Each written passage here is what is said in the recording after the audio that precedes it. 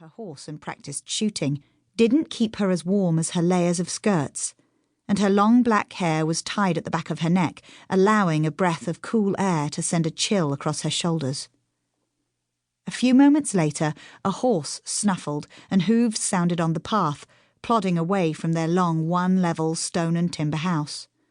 Mulan and Andrei emerged from their hiding place. Mother met Mulan's gaze, then walked past them.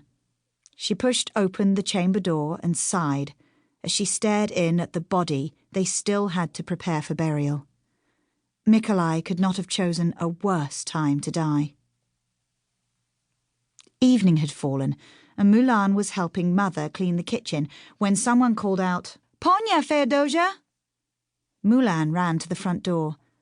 Her friend Agafia was trotting up the lane, breathing hard. "Yankun is badly wounded!" "Motina!" Mulan called over her shoulder. Mother came as fast as her bad hip would allow. "What is it?" "Yankun needs your healing salve," Agafia huffed out, bending forward slightly, gulping air. Mother grabbed a flask, closed the door behind her, and joined them on the lane. "Yankun has returned home?" Agafia spoke quickly about her oldest brother as they walked, her face stoic and pinched. "His friends brought him home a few minutes ago. It took them a week to make the trip from Poland." "How bad is he?" Agafia stared at her feet. "The priest gave him the last rites." "What happened?" Mulan spoke in a hushed voice as they made their way to the main road splitting the village in half, with homes and fields on either side of the rutted dirt path. "He was captured by the Teutonic Knights.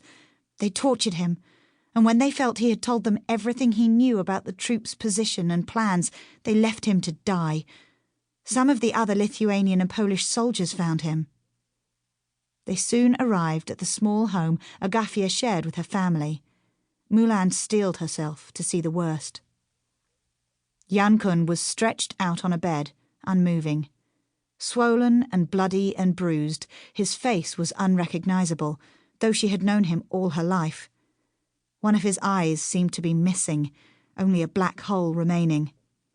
Agafia had been her closest friend, and Yankun had been almost like a brother, once even defending her against the other boys in the village who taunted her because she looked different.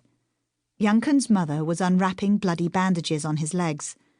Her eyes were big and round, her mouth agape. She stepped back to let Mulan's mother approach his bedside. While Mother attended the young man, Agafia and Mulan went to sit in the corner of the room. 3 young men from the village who had also gone to fight stood nearby. They must have brought him home. Everyone silently watched as Mother held out the flask. She and Yankun's mother used their fingers to smear on the foul-smelling salve. Tears streamed down Agafia's face. Mulan placed a hand on her shoulder. The only sound was the quiet crackle of the cook fire. Mulan caught the eye of one of the young men. "What's the news of the battle?" she whispered. "Are we winning?" He glanced at the door and moved in that direction. Mulan followed. When they were outside in the dim light of sunset, he said, "Our army retreated and is hoping for German reinforcements." He shook his head. "The captain fears the Teutonic Knights may continue conquering Polish territory and expand here next. They're brutal, stealing people's food, killing farmers and peasants if they tried to resist. And when they take prisoners, instead of trying to exchange them or putting them in prisons, they torture them." His eyes took on a vacant look. "It's a miracle Yankun isn't dead. They say that when their Grand Master, Rustorf, comes with more knights, there will be no stopping him." The name Rustorf was familiar. Her father and Andrei had told her stories about his fierceness on the battlefield, as well as his grudges towards certain people and his hatred for women. "We will defeat him." Why had she said that? But she didn't want to take it back. The young man's lip curled as he peered down at her. "Rustorf wants lands, castles, power.